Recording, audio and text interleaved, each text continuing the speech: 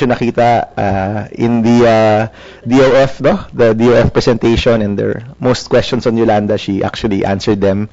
Attorney Jimeno from OPAR, thank you for coming. Mr. Mayley, of course, from PDRF, thank you for attending. Ms. Gabaldon, also from PDRF.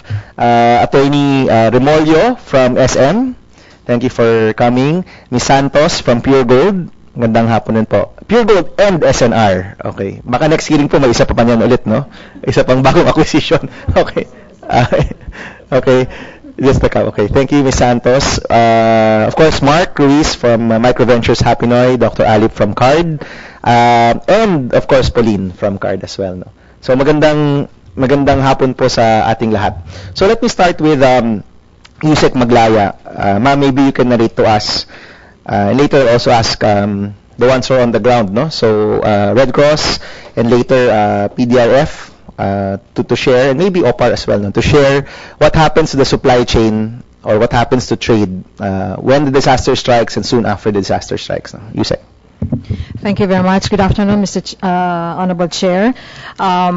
The DTI, mainly when it comes to disaster, has always been into price stabilization, making sure that the supply of basic goods continue to flow into the areas that are hit by a disaster to make sure that we have enough supply. And unfortunately, with Typhoon Yolanda, we were not only looking at price stabilization, but we were also looking at the effect that Yolanda had on the supply chain. Unlike in previous typhoons, within 48 hours, stores open up. They are back. They're back to their normal operations. People who have money start buying if they haven't stocked up on goods before the onset of a calamity. But this time with Typhoon Yolanda, even the stores got hit. So there was nothing. So they still had milk products in their warehouse and closely guarded because of the incident that happened. I think everybody knows what happened then. Cebu, selling at 35 was sold at 30 pesos. Much lower than the usual price. Other basic goods also were being sold 10 to 20% discount, and consumers were buying, and even those with small stores that could be up also were buying, so they could sell. So we had Descuento caravans in 5 places, Catbalogan, because these areas were all a lot were buying already from the towns near Tacloban City. So medyo nag-deplete na rin po yung stocks nila. So we had to service that. We had to service Ormoc, Southern Leyte, Maasin. We had to also do that to make sure that all those who had to seek refuge in those areas would have also goods. So we did that. We had caravans 3 times a week, then started to lessen the number to 2 when stores started to open. Like one of the big supermarkets started when it opened, then we had less of the frequency of Descuento caravans. And now, up to March, April, we did not anymore bring in goods coming from Cebu, but the ones who were joining the Descuento caravans were already the distributors in Tacloban. So they were the ones already joining us because either some of the retail outlets that they were selling to were not yet up and they wanted to sell. They had to find a place where they could sell. So we offered them a place where they could bring their trucks and where they could sell. Aside from that, Honorable Chair, we also had a depot. This was positioned in Palo. We had the place in Palo. It is near the plaza, and we had container boxes. What we did was to ask some of the suppliers to bring in some of the basic goods to allay the fears of the people in Leyte that there is enough supply, because rains was coming again. So they were worried about the Matnog port. They were worried about the port in Ormoc, because every time the weather is not good, the vessels would not be able to cross, and when vessels cannot cross, people start to buy more than the usual because they fear that they might run out of stocks. And of course, we do not want again the looting that happened then. So we had to make sure that there was a prepositioning of some of these stocks to tell them that we have stocks available and not to worry. So we had the depot, but we only had it for 2 weeks. Then we didn't need it because the weather was very good.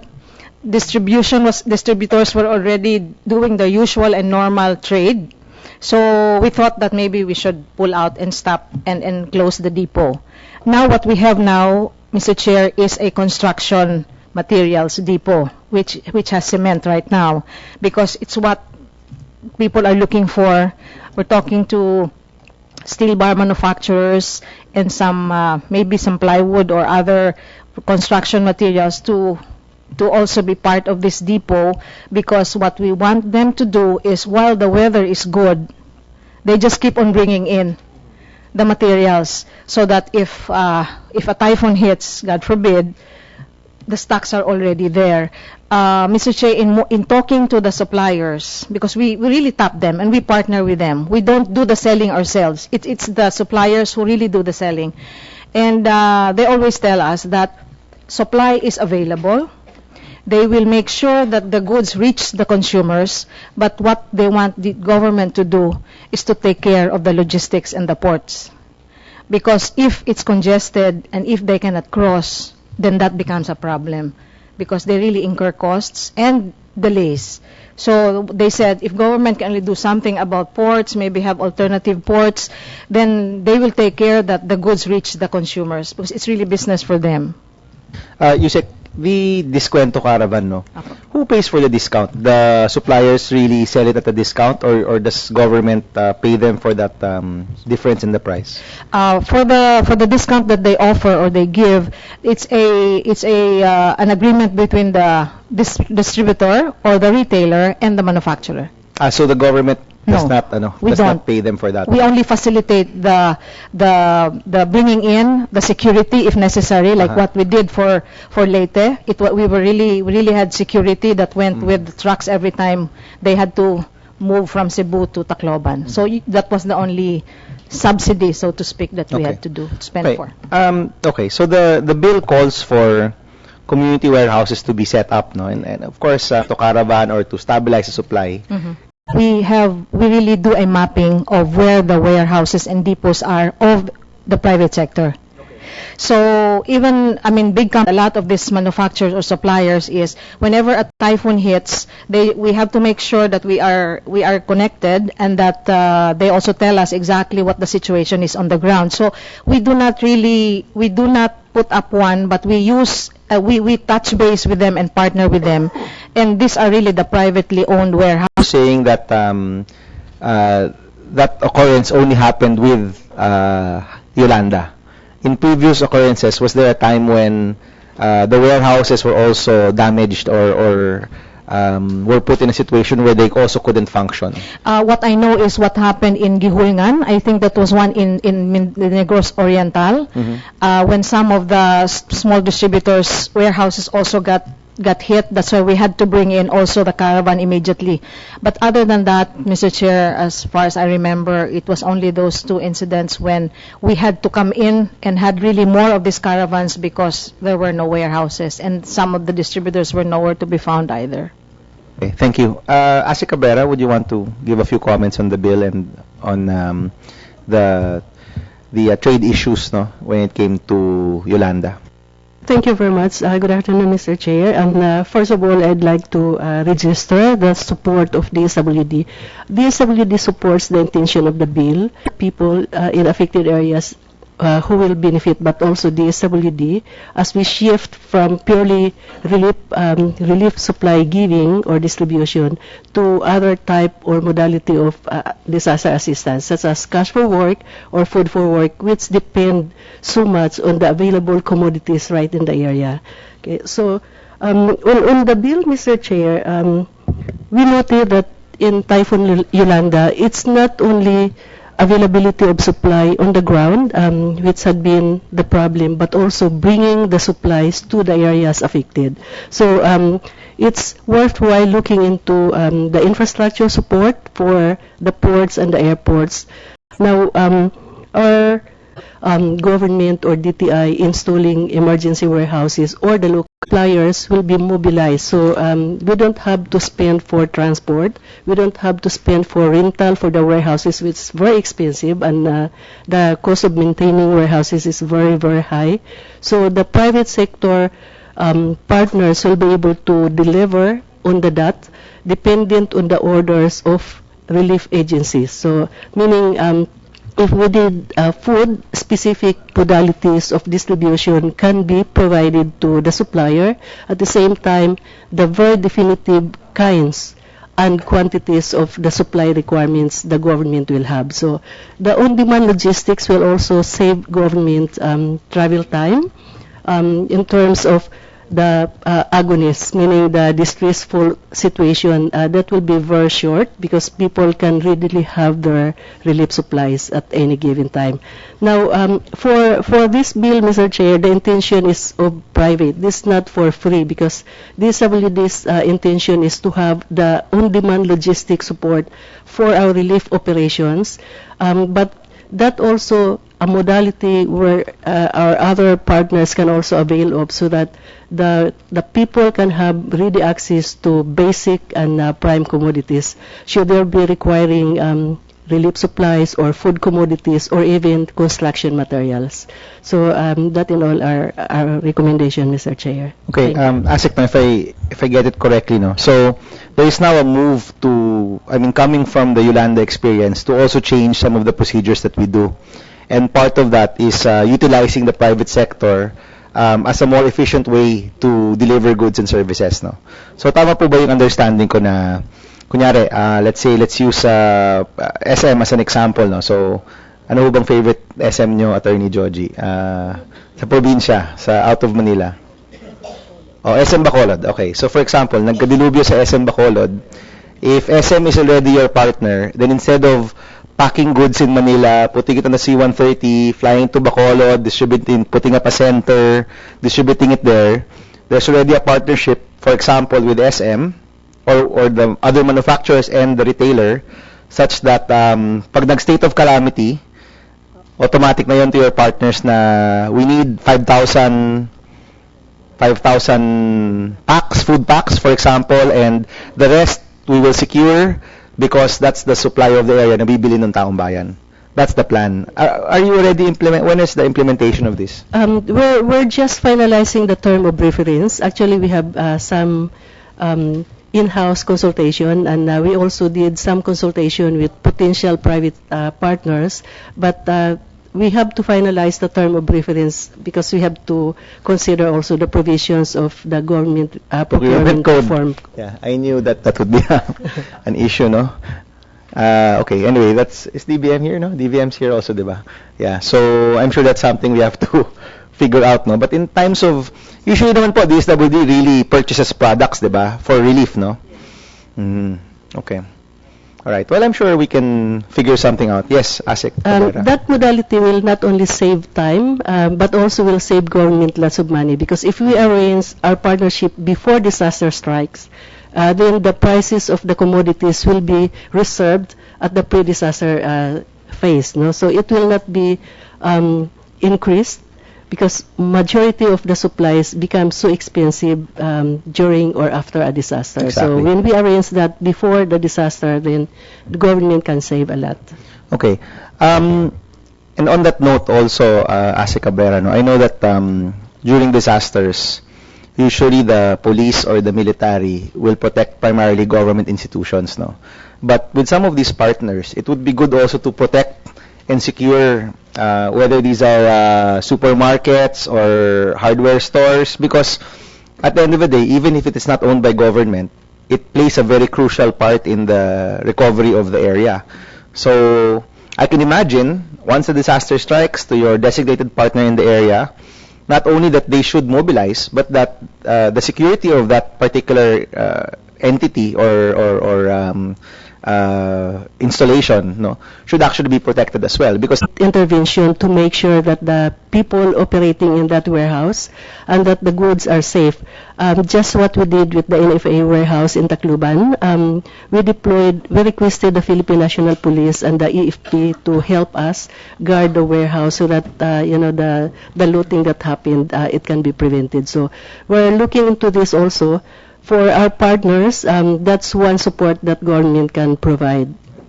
Okay, thank you, Asi Cabrera. I'm gonna go to Red Cross first, no?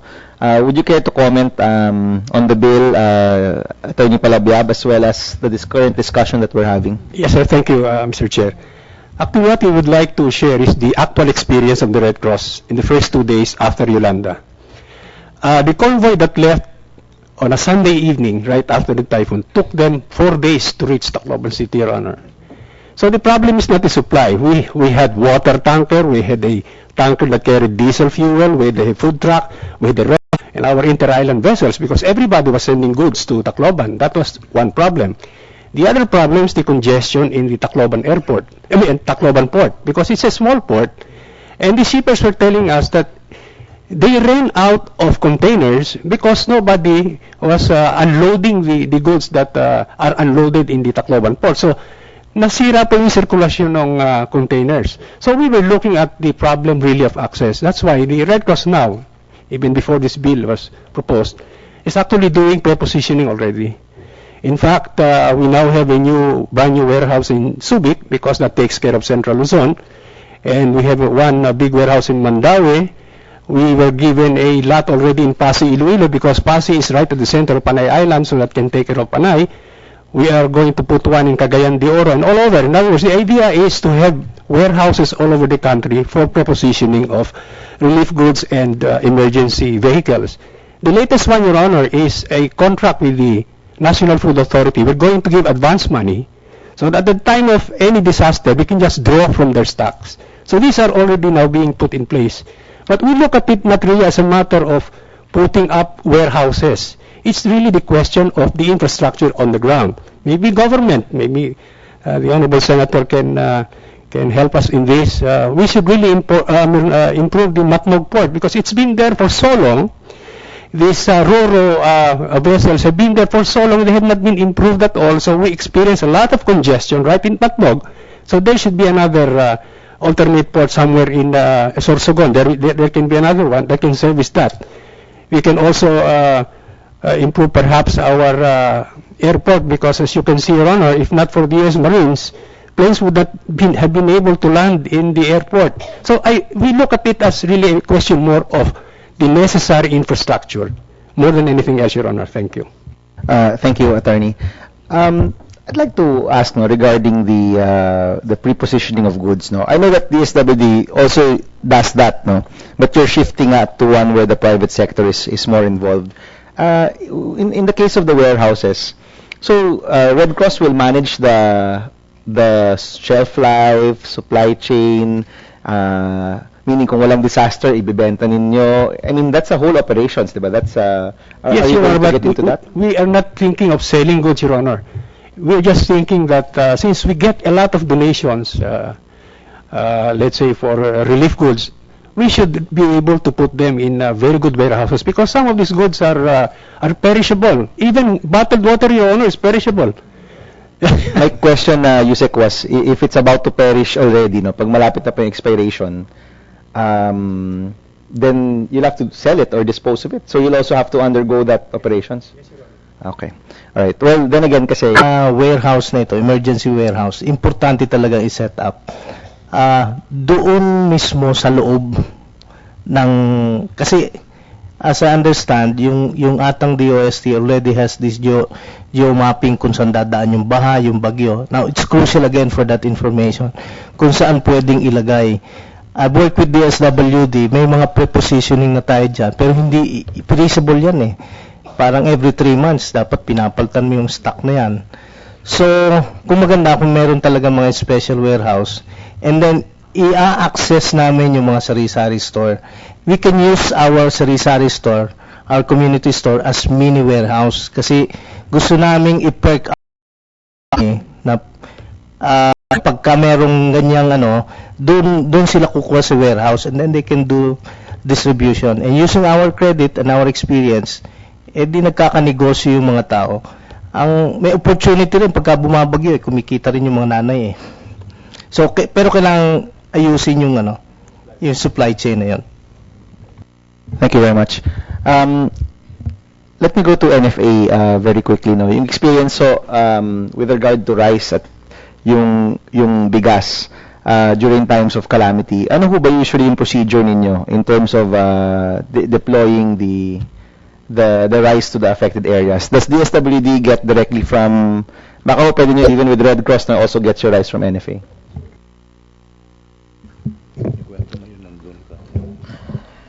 Thank you, Honorable Chair. Now, our experience during Yolanda, Typhoon Yolanda, particularly in Region 8 and 7, actually, we have similar. We had the time because part of our disaster preparedness plan is to maintain a strategic rice reserve. This rice reserve is actually strategically seasoning of our stocks in Leyte and Samar. Fortunately, after Typhoon Yolanda, we had at that time sufficient stocks in Tacloban.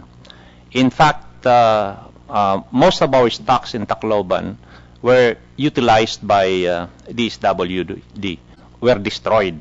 And a warehouse in the port area, which was actually utilized by DSWD for relief operation.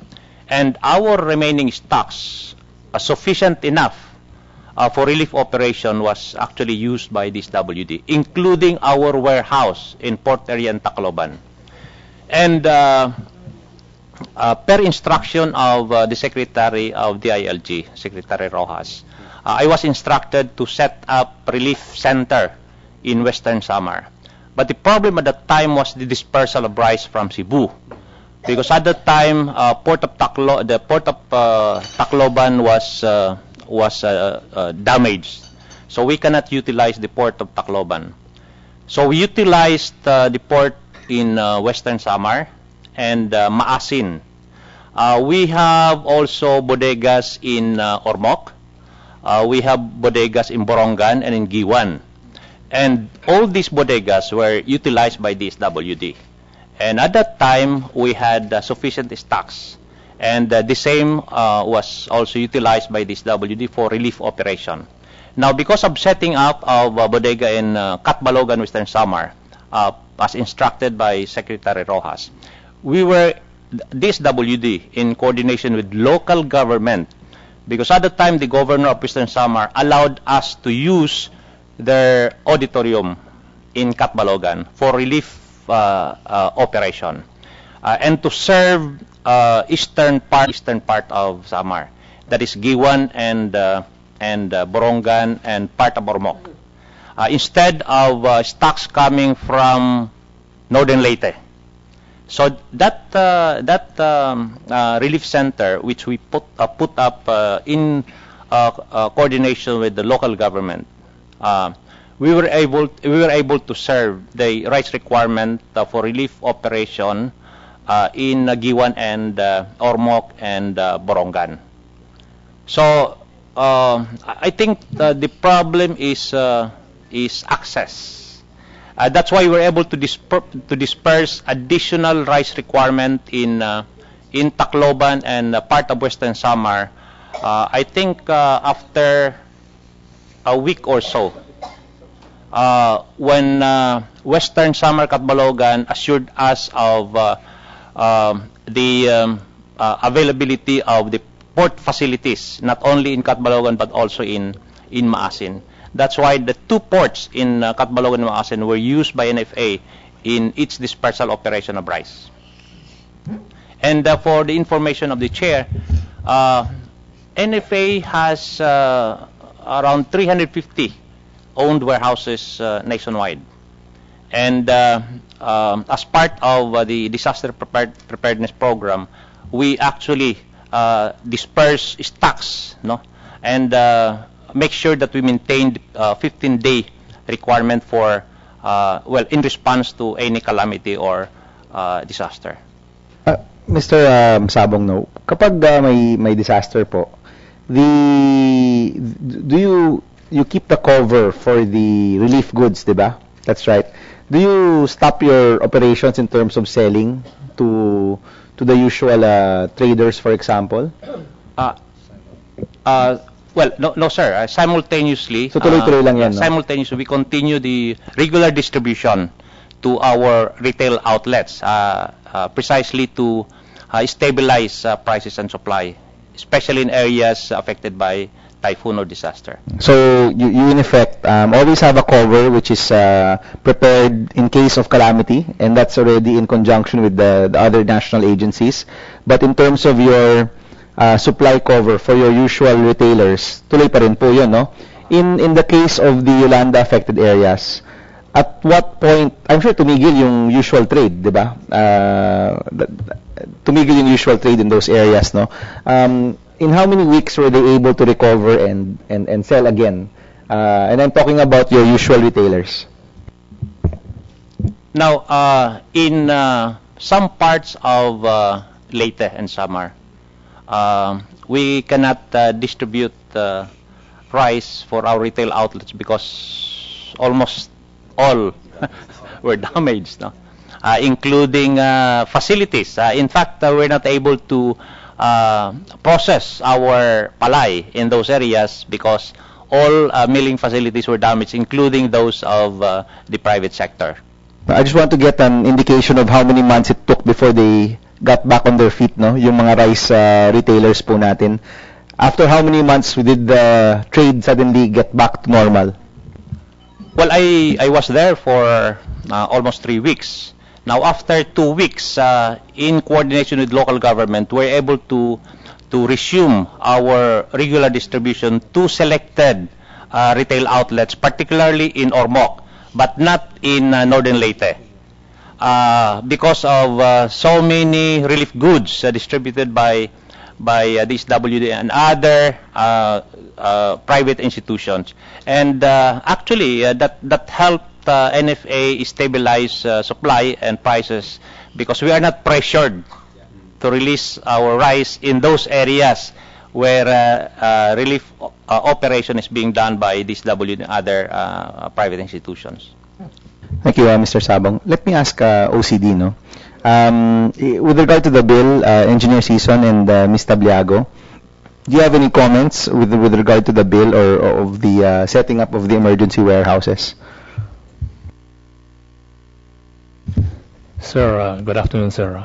OCD, sir, is the Secretariat and the operating arm of the NDRRMC, the Council, and we coordinate the provision of relief through Department of Social Welfare. But these are government relief goods, so we are not involved with commodities and selling of commodities at a discounted price. But again, providing relief to consumers, we would be supportive of that, sir, and especially to the recommendation of the SWD through the private network efforts. Yes, sir. But in your experience, no, kasi soon after naman, you have to stabilize rin the market, and problems of looting or theft also happen because there are no goods to be sold in the area. So in general, no, with this bill that seeks to stabilize the market, for example, with terms of goods and services and getting DTI to head that, would you have any comments if you're for or against it, or do you think it's superfluous or redundant, or is there a need for it? Well, right now, sir, we have no definite stand yet on it. But again, if it really it would provide relief to the affected populations, then we will be supportive of that, sir. Sige, we'll wait for your official position paper on the Yes, matter. I would appreciate that from the Office of Civil Defense. Thank you. Okay.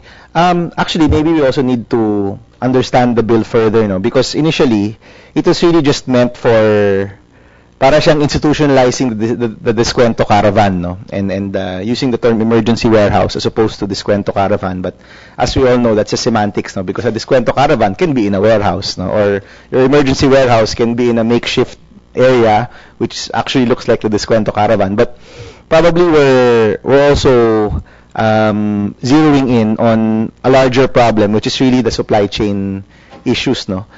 With regard to logistics, no, because Red Cross and Dr. Alip actually mentioned that the major concern is really infrastructure, no, and access. That's a priority, diba, of disaster relief and recovery to clear the roads. Diba? If I'm not mistaken, that's in the top 2 or top 3 immediate goals. Is that right?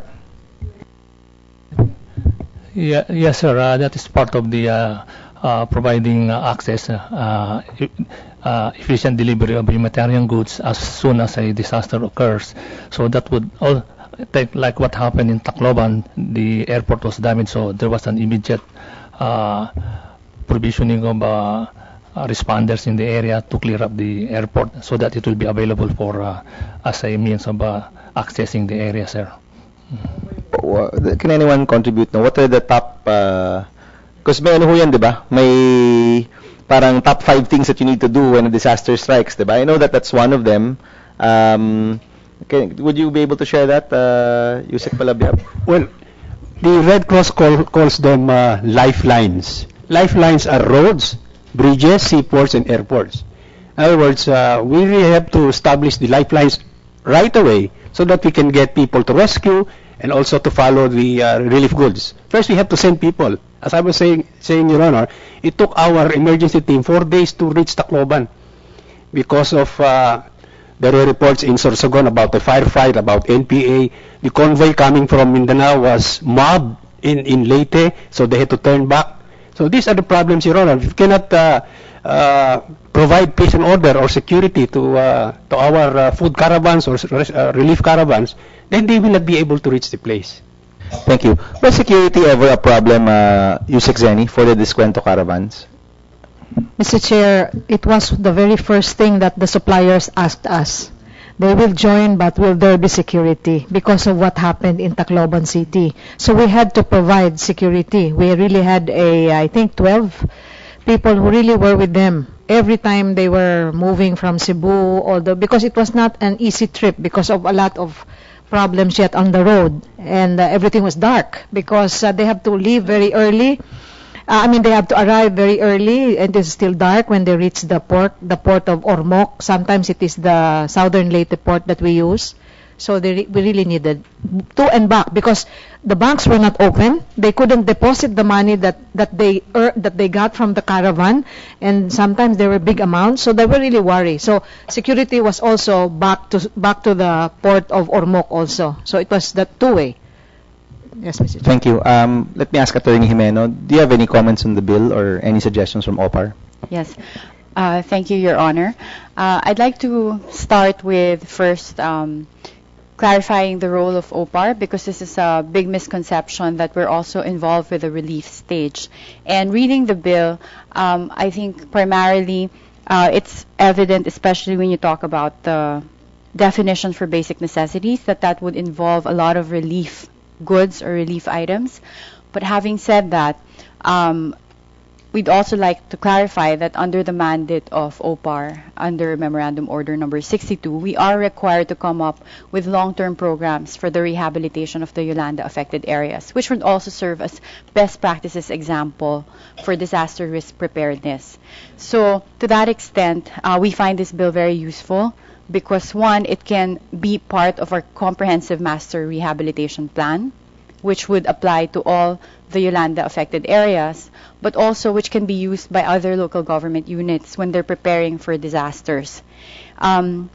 Next to that, we'd like to share our experiences that based on our survey of the Yolanda affected communities, one of the general feedbacks is that their primary concerns, more than the structure, is the ability to get back to normalcy, which they associate with finding livelihood and price stability, which is a major problem that we see in the areas. So normalcy is usually associated with having access to the basic goods that they're used to, like even shampoo, canned goods, the brands that they're used to buying, the variety of the brands that they're used to having access to.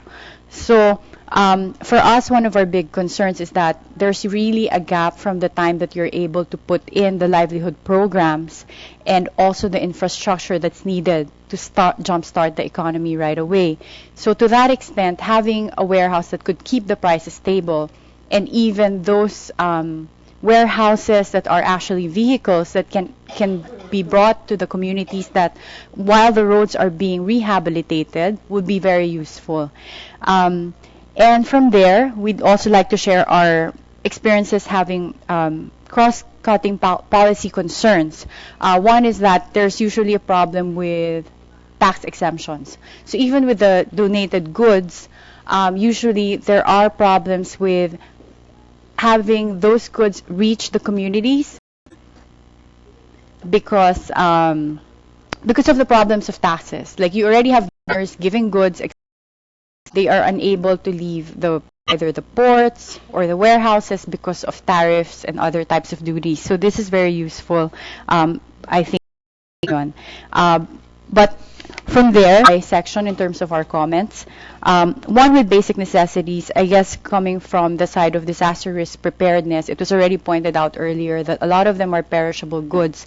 So I think it would help in terms of defining maybe when the goods should be delivered to the warehouses, who determines when there's an emergency coming.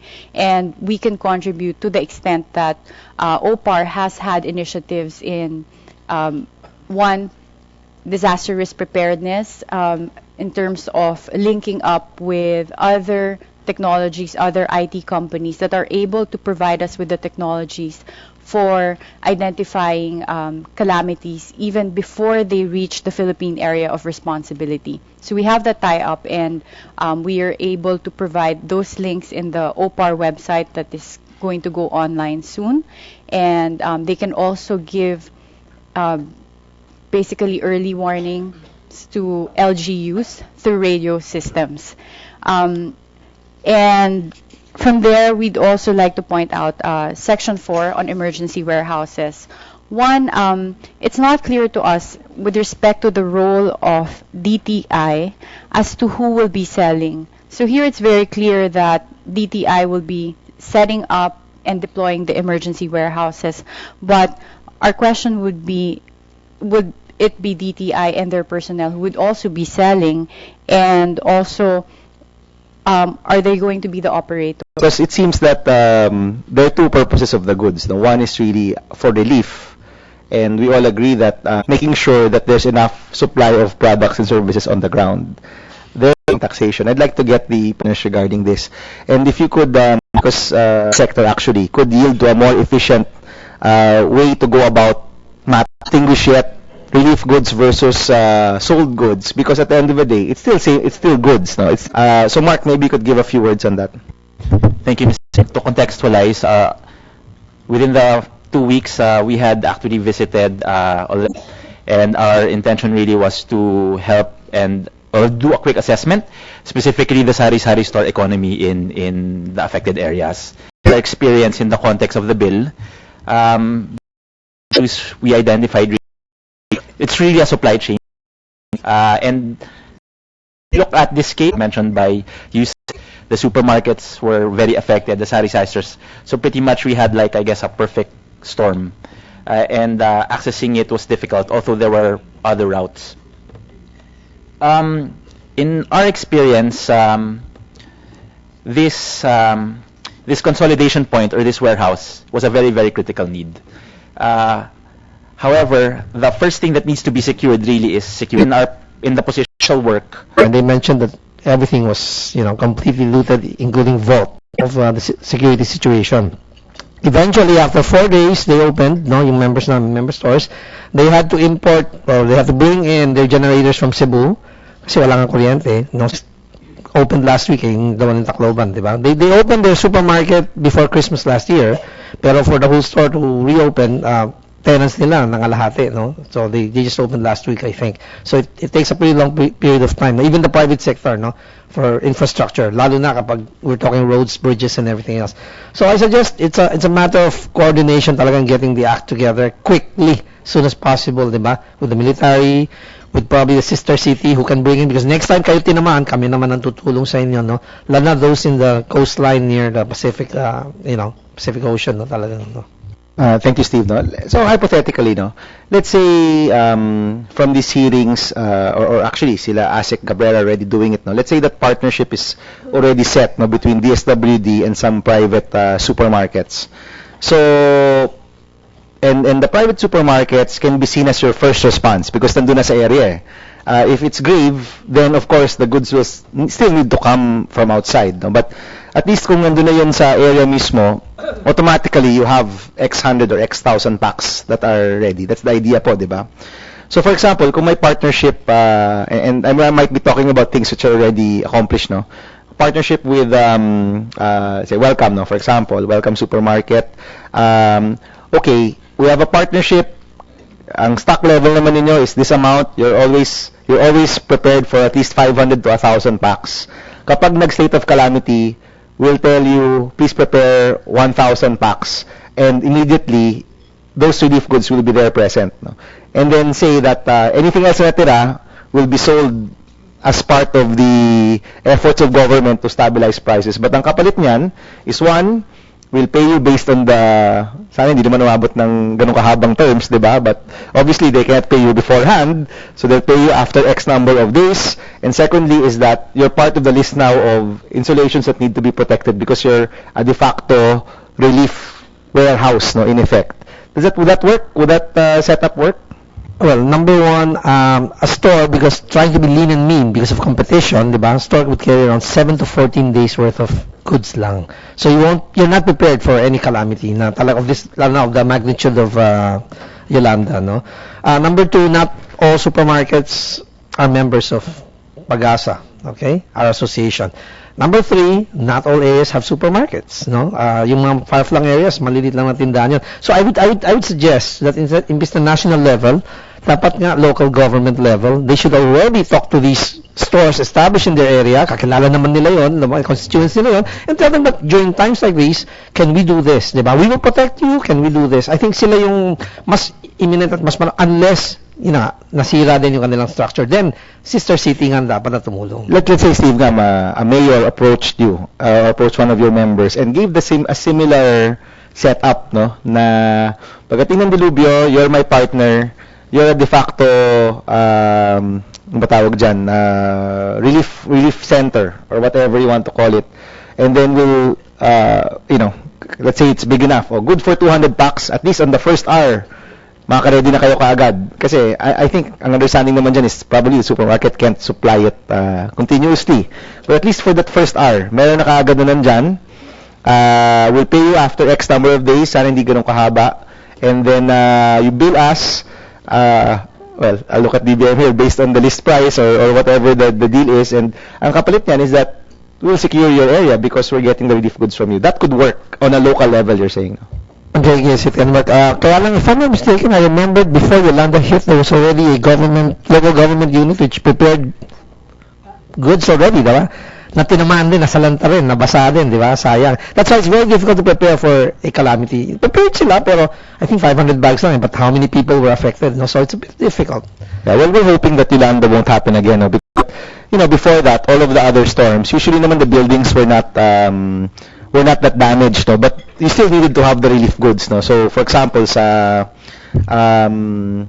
Pablo actually affected, talagang massive rin yun, but I think a lot of the supermarkets were still relatively up. So you still needed the 1,000, 2,000, 3,000 relief goods, but the supermarkets and the retail outlets were not affected as much, no, if I'm not mistaken.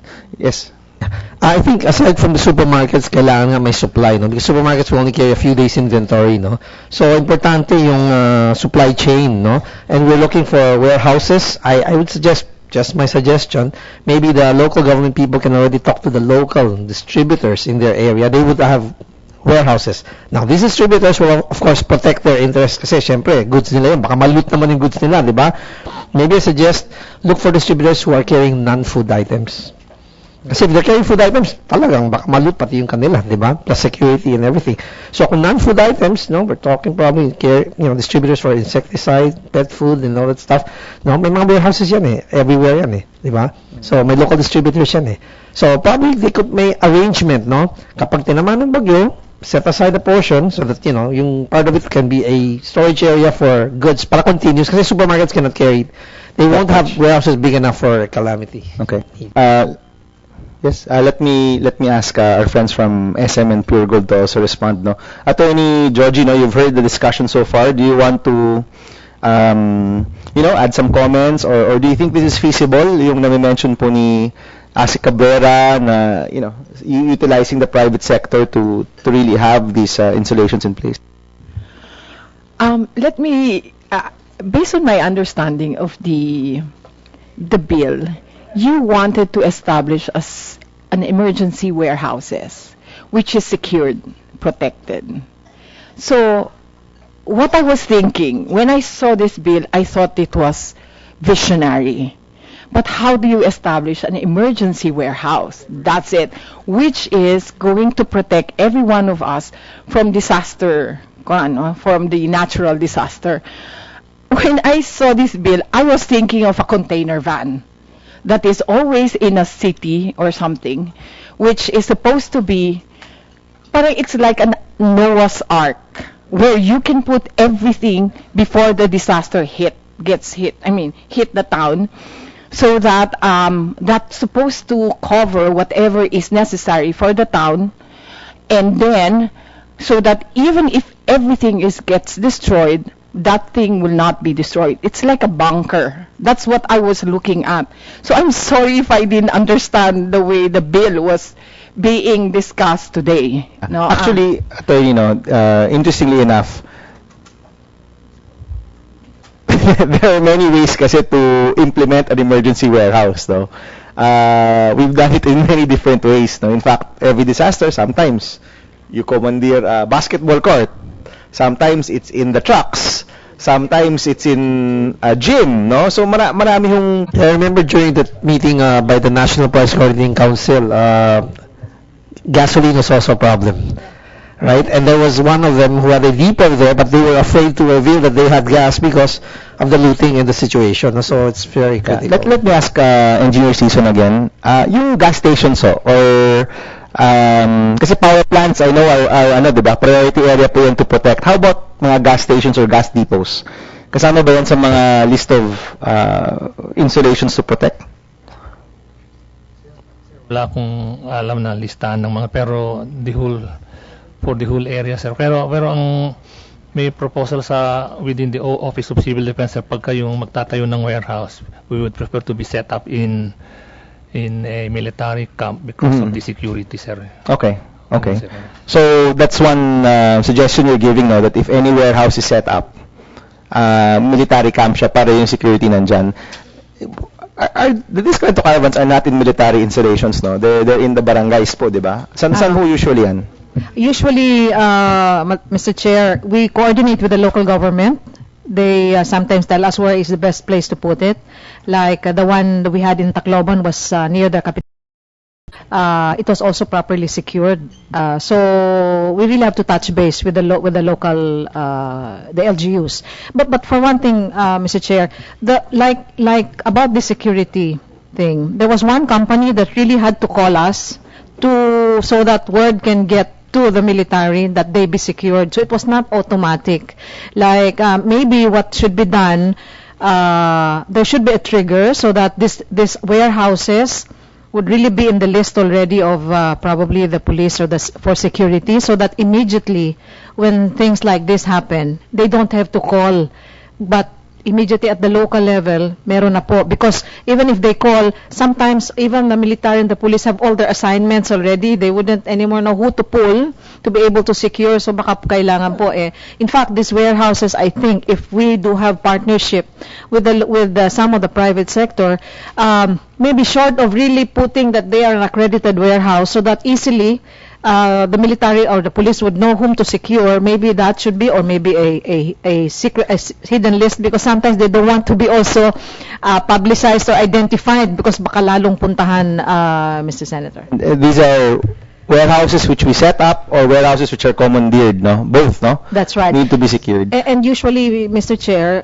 it is also best if we have warehouses of jobbers. Jobbers have a variety of goods. Yeah. They are not just like one item. Yes, So, yan po yung, that would be a good warehouse to really. Which also again have. goes back to coordination, no? We need to coordinate with the right people and the right institutions. No?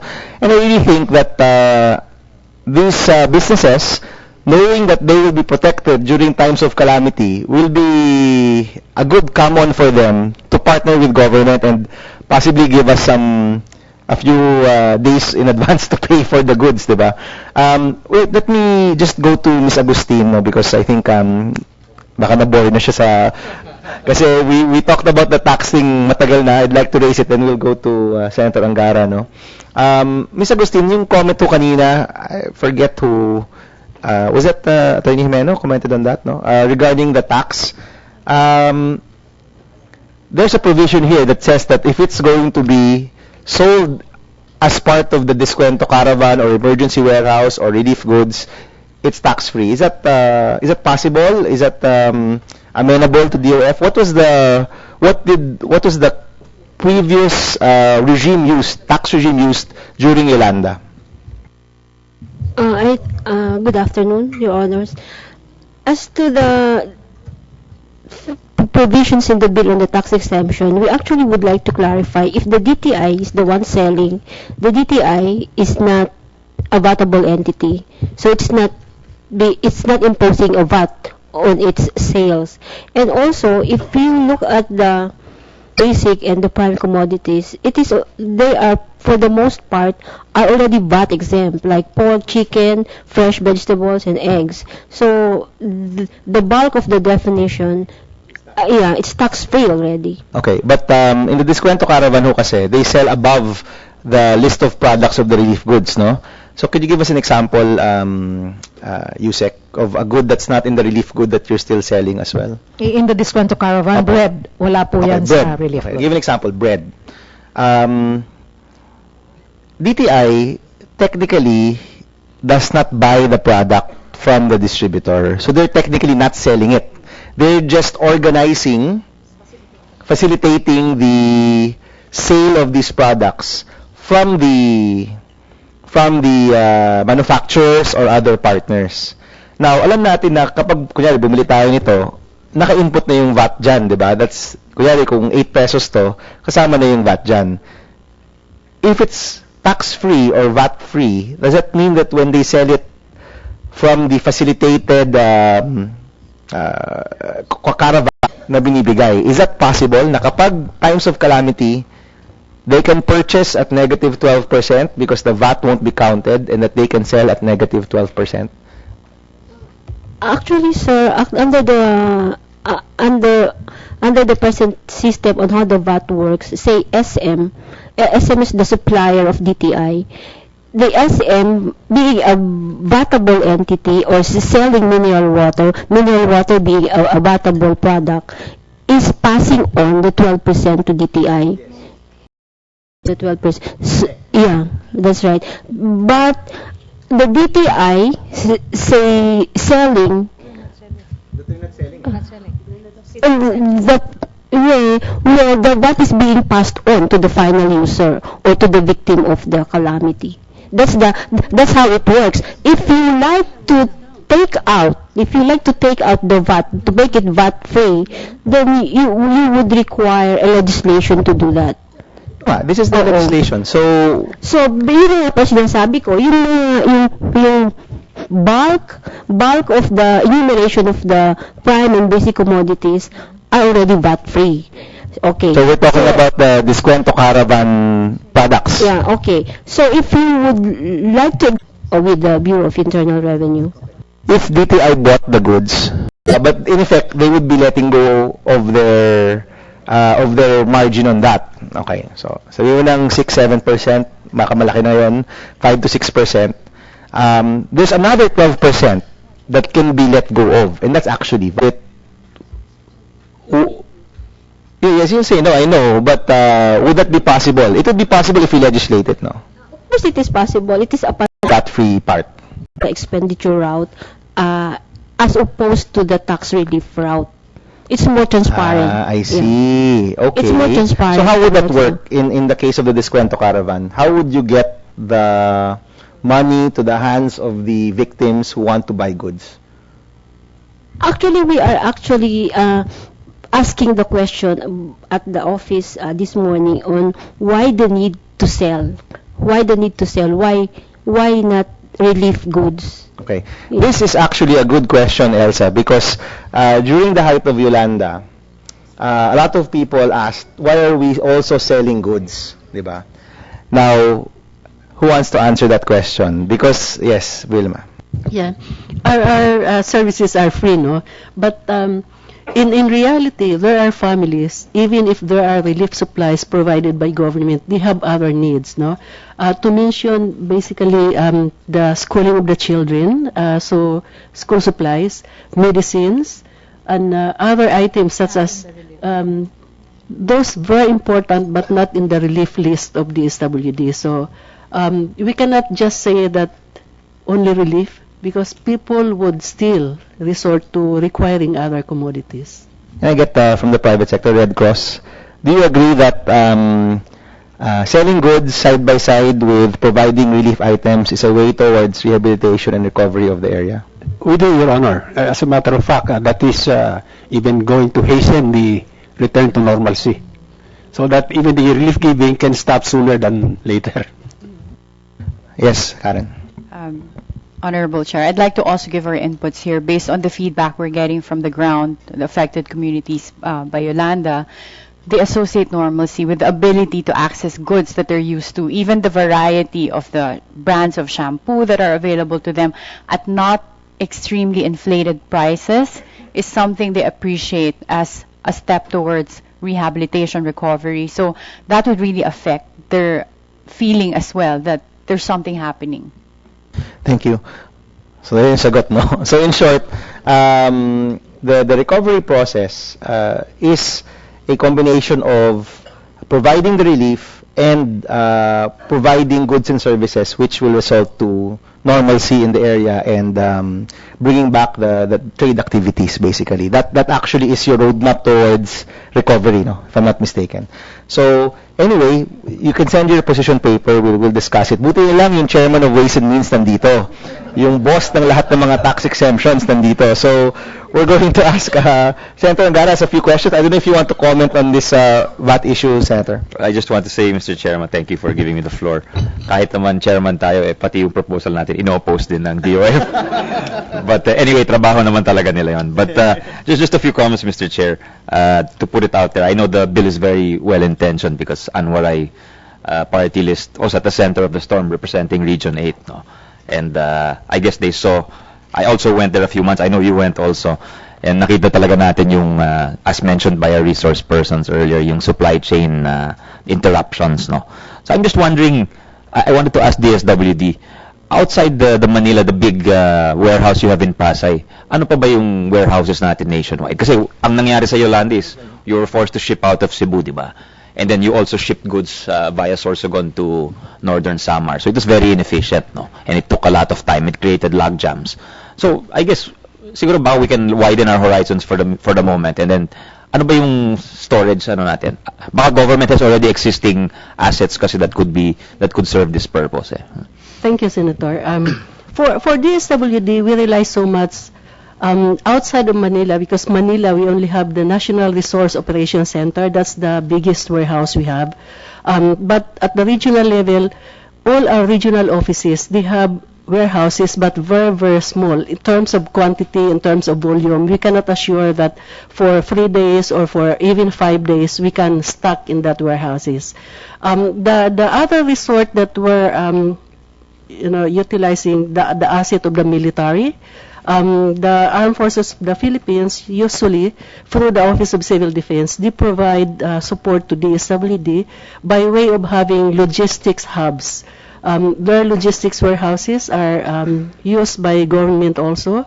But these are centralized also at the regional center, so these are not situated at the local or municipal level. So what we're eyeing here, Mr. Senator, is that of if in the event we're going to strengthen the warehouses, I support the idea of localizing it, although it's not provided capital outlay support. The local warehouses, they should have their own specific warehouses for any eventuality, disasters or emergencies located in safe areas. But as of now, we really cannot predict where the safe areas is, because in Tacloban alone, we have stockpiled in advance before Yolanda struck several volume, more than almost 10,000 daily food packs just in Tacloban, but because of the storm surge, all these were wasted. So all gone away with the storm surge. So much better if you can localize the preparedness by having our local governments be prepared, be it in a way of the container vans that are secured and are tightly fit so that the water won't come in, or any structure that can withstand the normal strength of the typhoon or any related hazards. Thank you. Related question, ma'am, Mr. Chairman. Yung nangyari sa Tacloban, sabi nyo nga, you cannot predict. So, ang nangyari, you had the regional disaster centers na wipe out yung sa Tacloban, I presume, no? What would be the nearest center evacuation? Did you have defense as the chair in the current logistics cluster? We're assisted by the World Food Program of the United Nations, and we're now establishing 3 regional hubs. For Luzon, we have set up the one in Clark. The one in Cebu is just temporary, and we're eyeing work in progress. Magandang initiatives ho yun, and I would support that very much. I think we have to expect stronger typhoons, so we have to build bigger regional or maybe island group evacuation centers. Kasi ang proposal dito is it's really ideal. It's very ideal, Mr. Chairman, yung nasa bill but it may be beyond our resources to provide one for every locality. And also, I think one of the resource persons pointed out it would come with attendant maintenance expenses. You'd have to employ security, etc. Foremen. So, sa akin, let's start with what we have and try to leverage that going forward, and try to prevent what happened during Yolanda when we were trucking in goods via the longest possible route. So. Let's talk to some logistics experts. I think what's the quickest way from A to B, B to C, etc. And with contingency plans. Pag bumagsak yung C, where's your insurance plan, di ba? So, and then you maybe can start at Luzon, have 2 in Luzon, 1 in Visayas, 1 in Mindanao, so that's 4 nationwide, and then you expand it gradually, no? But it kind of takes into account also the idea behind the bill, no? Kasi I'm just trying to play devil's advocate. I do support the intent of the bill very much, Mr. Chair, but if you have the government sort of, I don't know if the idea is for them to sell. That's my impression, no? That the government is the one selling. You'll be caught into all sorts of NHA type problems. NFA rather, not NHA. NFA, National Food Authority, which is of course the government is the one selling, and it's a preferential rate, I suppose. And then you have problems both at the supply and the demand end. Sa mga buyers, you'll have problems of people who like NFA rice. They buy it and then they resell it, diba? And then NFA rice, the idea of NFA was to address also an emergency, a shortage in the price, a shortage in rice supply, and secondly, a fall to stabilize the price of rice, no? But it ended up giving rise to all sorts of attendant problems. So baka yun ang mangyari dito. We're trying to address a specific problem, but we give rise to additional problems along the way. I just want to avoid that kind of thing happening, Mr. Chair. Thank you very much, Mr. Chairman. Actually, Senator, we began the hearing saying that the intent is, we all agree on the intent. The methodology is something we still need to work out, no?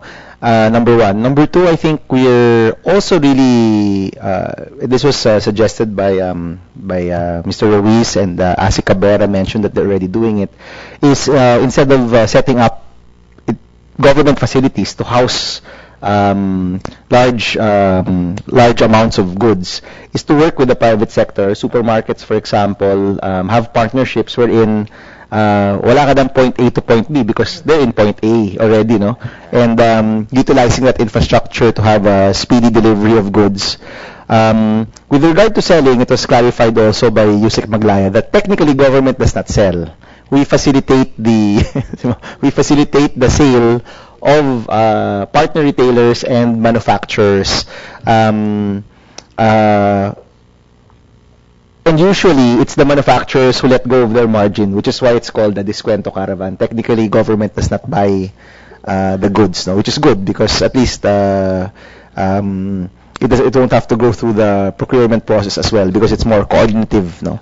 In any case, if there are no more comments, no, I'd like to suspend at this point and thank everyone for coming. We're going to ask everyone to provide their position papers. And of course, we want that on the record. We can try to put together the different ideas. I'd especially like to request DTI and DSWD to also maybe even we can also try to see at the TWG how we can marry the need for the logistics infrastructure for relief goods as well as the possible facilitation of these areas, no, to sell. And we'd also note, Mr. Chairman, that I think one thing that's lacking in the bill was the aspect on security, because everyone mentioned that at the end of the day, the main issue that people were looking at in terms of the supply of goods, no, and everyone from Red Cross to Mr. Kua to OPAR and PDRF also mentioned was that this needs to have some provisions regarding securing the supply chains and securing the goods, no? Because you can make the mistake of saying that, well, private sector yan, hindi naman yan importante dun sa, mas importante yung government installations or let's say energy installations, but we've seen that by securing the supply chain and securing the areas where people get their goods, it does actually, the rice or their goods, so it does actually lead to better recovery and rehabilitation of the area as well. So we'd appreciate all of your position papers, and please be as enthusiastic and as energetic in the TWG as you were in the hearings. Thank you very much. Magandang hapon po sa ating lahat. Thank you.